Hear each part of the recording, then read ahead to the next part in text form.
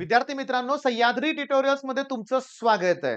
हा एक व्हिडिओ तुमचं लाईफ चेंज करणार आहे. तुमचा कॉन्फिडन्स वाढवणार आहे आणि तुम्ही सीईटी मध्ये बोर्डच्या एक्झाम मध्ये पैकीच्या पैकी मार्क मिळवणार आहे. ओके, तुम्ही माझ्यावर विश्वास ठेवताय मला माहिती आहे. तुम्ही मला मनापासून फॉलो करताय हेही मला माहिती आहे. तुम्हाला माहिती आहे असं मला म्हणायचं होतं. पण मेन पॉइंट काय आहे? मी जे सांगतोय ना, ते सगळं शॉकिंग आहे लक्षात घ्या. मी नेहमी काय करतो प्रॉपर एनालिसिस करतो आणि मगच तुम्हाला या गोष्टी सांगतोय. त्याच्यामुळे तुम्हाला हा व्हिडिओ आवडणार आहे. आता एकाच मिनिटात काय सांगतोय, आवडला की लाईक करायचंय. मित्रांबरोबर हा व्हिडिओ शेअर करायचा आणि पहिला बघा सबस्क्राईब केलंय का? 70-80% लोकं असे आहेत व्ह्यूअर्स, की जे व्ह्यू करतायत पण सबस्क्राईबच केलेलं नाहीये. तेव्हा पहिल्यांदा सबस्क्राईब करा. मला आपलं टार्गेट काय? पैकीच्या पैकी मार्क. प्रॉब्लेम काय होतोय? मी बघितलंय गेली 7 वर्ष बघतोय YouTubeवर. एक्झाम आली ना, तर काही जे यूट्यूबर आहेत, मी सगळ्यांबद्दल बोलत नाहीये, पण काही जे आहेत तर ते काय करतायत, उद्या मॅथ्सचा पेपर आहे, आदल्या रात्री 10-11 वाजेपर्यंत तुम्हाला आय-एम-पी क्वेशन सांगत बसतायत. उद्या फिजिक्सचा पेपर आहे, उद्या केमिस्ट्रीचा पेपर आहे, तर आदल्या दिवशी लाईव्ह सेशन. अरे वाल्यांनी पण ते सुरू केलंय. पहाटे 4 लेक्चर. 10वीच्या मुलांचं पण तेच चाललंय. मी यावर्षी शॉकिंग काय बघितलं, मी काय बघितलं, की 11 वाजता जर पेपर असेल, तर सकाळी 9 वाजेपर्यंत लाईव्ह लेक्चर मुलं बघतायत. हे योग्य नाहीये. माझं मी मत सांगितलं. आता तुमचं मत वेगळं असेल. पण माझं प्रामाणिक मत आहे आणि जो चांगला शिक्षक आहे त्यांना पण माहिती आहे, की लास्ट डे लाईव्ह काही उपयोगाचं नाहीये. मग पहिली आता टिप मी तुम्हाला काय सांगतोय ते लक्षात घ्या.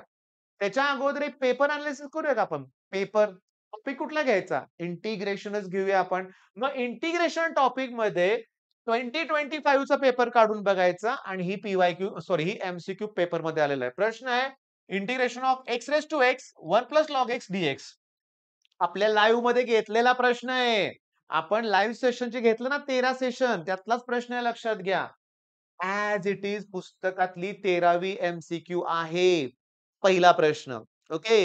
आहे ना ॲज इट इज काय फरक आहे रे? इथं आणि इथं काहीच फरक नाहीये. बरं हे सीईटीत आलाय का? आलाय या टाइपचा प्रश्न. बरं नेक्स्ट बघा. हा पण 10वा प्रश्न आहे त्या पेपरमधला. 2025 च्या मॅथ्सच्या पेपरमधला 10वा प्रश्न आहे. X raise to 9 sec squared x raise to 10. Same question. एकही प्रश्न वेगळा येणार नाहीये. तुम्हाला फक्त कष्ट घ्यावे लागणार आहेत. तुम्ही मला फक्त 50 आय-एम-पी क्वेशन मागा. त्यातलेच येतील ही जादू होणार नाहीये. मी तुम्हाला क्लिअरली सांगतो. तर मला कुणीतरी माझ्याकडून असं करून घेतलं असतं, की नाही हे पुस्तक तुला सोडवायचंय. तर मी ते केलं असतं, नक्की केलं असतं. मी जेव्हा 12वी होतो ना, आम्हाला कळतच नव्हतं, की काय करायचंय ते. पुस्तक सगळं सॉल्व्ह होतच नव्हतं. आमच्या वेळेस पुस्तकं नव्हती बरं का रे बाळांनो. तुम्ही नशीबवान आहात त्यामुळे स्टेट बोर्डची पुस्तकं तुमच्याकडे आहेत. आमच्या वेळेस काय होतं नरेंद्र पब्लिकेशन, निराली पब्लिकेशन. तुम्ही तुमच्या पालकांना विचारा वेगवेगळे पब्लिकेशन असायचे. तुमचं नशीब आहे. पुस्तकाच्या बाहेरचं काही येणार नाही लिहून ठेवा. ही एम-सी-क्यू पुस्तकातली आली. 2 मार्काचं न्यूमेरिकल पुस्तकातलं आलं. हे न्यूमेरिकल ॲज इट इज पुस्तकातलं आहे. हा परीक्षेतला प्रश्न आहे, हा पुस्तकातला प्रश्न आहे. काय पाहिजे? आता सांगतो ते ऐका. मी क्लिअरली सांगतो. हा व्हिडिओ बनवतोय ना मी नक्की काय करत होतो माहिती का? मी आजच्या लाईव्ह लेक्चरची तयारी करत होतो.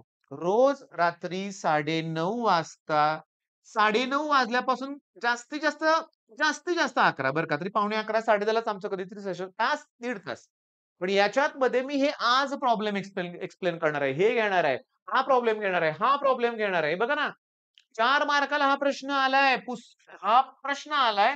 हा पुस्तकातला प्रश्न आहे as it is. As it is.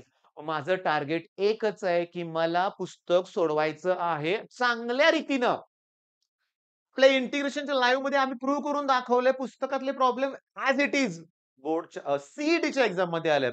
ह्याच्या अगोदर मी डिफरन्शिएशनचा व्हिडिओ बघितला होता. ठीक आहे. केला होता म्हणूया आपण. त्यात पण तेच सीईटीत पुस्तकातलेच प्रश्न ॲज इट इज.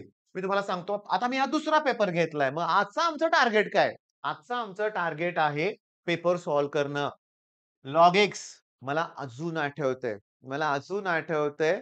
मी जेव्हा लाईव्ह घेतलं, तेव्हा लॉग एक्स घेतलं होतं. लॉग एक्स ब्रॅकेट स्क्वेअर घेतलं होतं.